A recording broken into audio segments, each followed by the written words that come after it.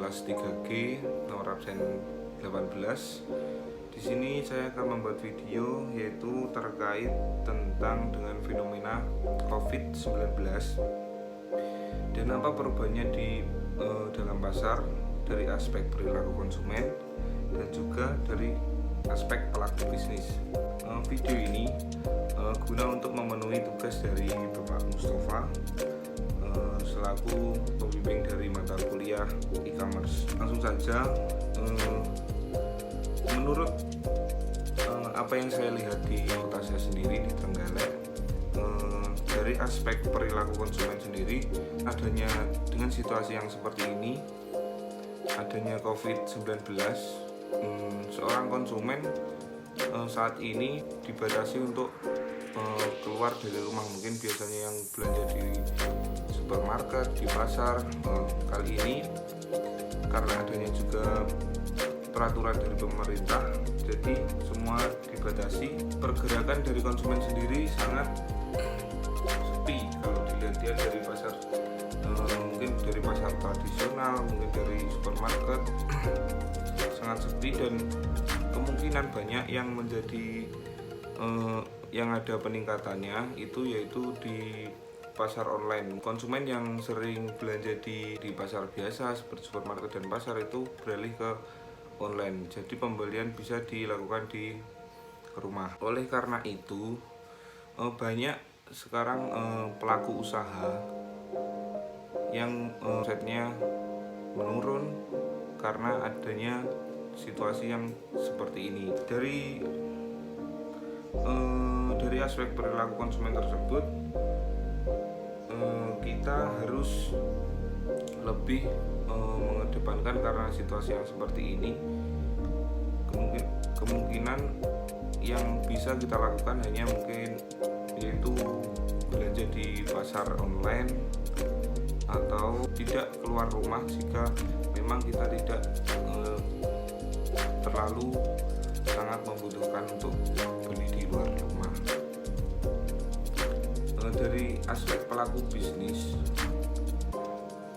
banyak pelaku bisnis atau perusahaan yang omsetnya menurun karena situasi saat ini, yang biasanya konsumen membeli langsung barang yang ingin dikonsumsi ke tempatnya, sekarang lebih diarahkan untuk ditutup terlebih dahulu karena menghindari itu adanya social distancing, yaitu masyarakat dilarang berkerumun, yaitu untuk mencegah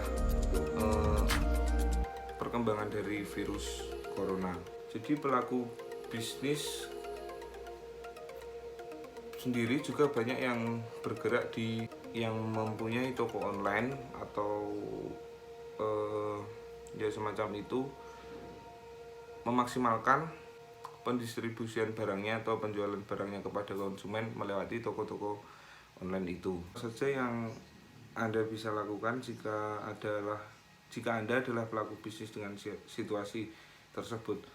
Pertama, kita harus jika saya sebagai pelaku bisnis sendiri, kita harus mematuhi aturan yang diberikan pemerintah selama situasi adanya COVID-19. Dan yang kedua, agar perekonomian dari perusahaan, mungkin dari perusahaan sendiri tidak menurun, kita harus bergerak atau memaksimalkan kayak di media online. Contohnya seumpama mempunyai usaha jual sepatu, saya mempunyai toko yang besar dan sudah memiliki banyak pelanggan. Karena adanya COVID-19 ini dan adanya larangan dari pemerintah untuk masyarakat untuk berkerumun, mungkin datang langsung ke tempat penjualannya, maka dari situ saya kemungkinan mengambil untuk menjual secara online. Jadi agar pendapatan atau omset yang saya terima tidak mengalami kerugian, maksimalkannya lewat media online. Oleh karena itu, masyarakat yang terbiasa untuk membeli di online mungkin juga akan tetap membeli di online, dan masyarakat yang dulunya belum terbiasa atau jarang untuk beli online, kemungkinan juga akan beralih ke online. Soalnya kalau kita lihat di dalam media online ini sangat mudah untuk dijangkau masyarakat. Misalnya kita lebih efektif dan bisa membeli suatu produk atau barang maupun jasa, kemungkinan bisa lewat HP, melewati aplikasi-aplikasi yang sudah ada seperti yang banyak sekarang kan. Kalau seperti yang saya lihat sendiri, Gojek itu banyak yang GoFood, karena masyarakat dilarang untuk membeli langsung di tempat. Jadi kayak GoFood sekarang kalau dilihat-lihat itu meningkat. Tetapi juga GoFood sendiri tidak terlepas dari aturan pemerintah tadi. Menurut saya itu yang bisa saya sampaikan. Jika ada kurang lebihnya saya mohon maaf. Berikut saya akan memberikan sosialisasi atau himbauan untuk kita sebagai masyarakat untuk menghindari virus corona, dan semoga virus ini akan cepat usai dan segala bentuk usaha mungkin dari perilaku konsumen maupun pelaku bisnis segera pulih seperti biasa, agar perekonomian di Indonesia sendiri khususnya bisa meningkat lagi dan menciptakan lapangan pekerjaan bagi orang-orang yang di luar sana atau masyarakat sebagainya. Karena di dalam adanya situasi COVID-19 ini banyak usaha-usaha yang ditutup dan menjadikannya karyawan yang bekerja di situ pengangguran.